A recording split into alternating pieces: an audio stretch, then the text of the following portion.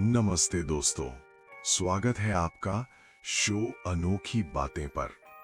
आज का ये चैप्टर आपके माइंडसेट को एक नई दिशा देने वाला है।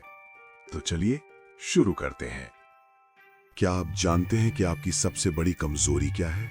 जब आप मुसीबत में होते हैं तो आप लोगों के सामने गिड़गिड़ाते हैं, आप उन्हें अपने पुराने एहसान याद दिलाते हैं, और यही वो पल है जहां आप अपनी हार लिख देते हैं। नमस्कार दोस्तों, आज हम बात कर रहे हैं सत्ता के 48 नियमों में से सबसे कड़वे मगर सबसे जरूरी नियम की।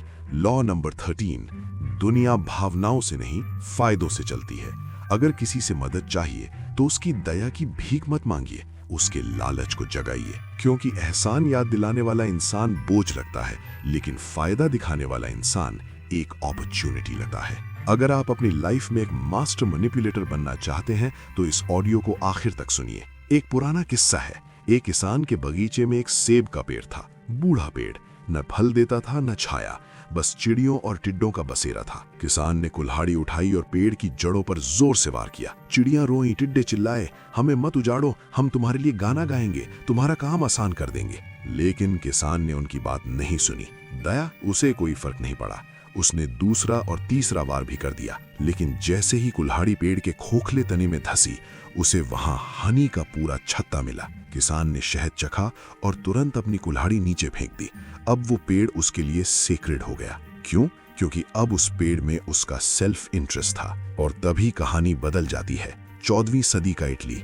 एक क्रूर राजा कास्त्रुशियो एक आम सिपाही से सुल्तान बना आदमी। दंगे भड़क गए, बगावत शुरू हो गई। तभी स्टेफानो नाम का एक बुजुर्ग और शरीफ आदमी सामने आया। उसने सबको शांत कराया, हथियार डलवा दिए। जब राजा वापस आया तो स्टेफानो उसके पास गया। उसे लगा कि उसने राजा पर बहुत बड़ा एहसान किया है। उसने कहा, मैंने आपकी सत्ता बचाई, मेरी फैमिली ने आपको राजा बनाया था, याद कीजिए वो पुराने दिन, हम पर रहम खाइए। Then a dangerous silence. Stefano ने पास्ट और ग्रेटिट्यूड की बात की। राजा ने बहुत शांति से सुना। उसने मुस्कुराकर कहा, चिंता मत करो, न्याय होगा।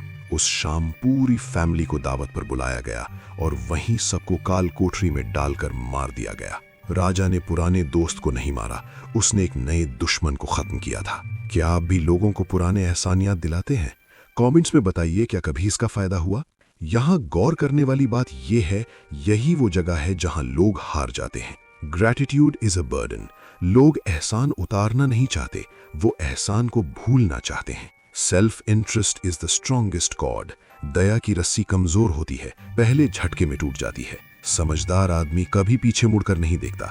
उसे बताइए कि कल उससे आपसे क्या मिल सकता है। याद रखिए, आप किसी के सामने हाथ जोड़कर खड़े हों या सीना तान कर, सामने वाला सिर्फ एक ही चीज देख रहा है, what's in it for me. अगर आप किसी भूखे भेड़िए को मांस का टुकड़ा दिखाएंगे तो वो आपकी बात मानेगा, लेकिन अगर आप उसे अपनी पुरानी वफादारियों की कहानियां सुनाएंगे तो वो आपका ही शिकार कर लेगा।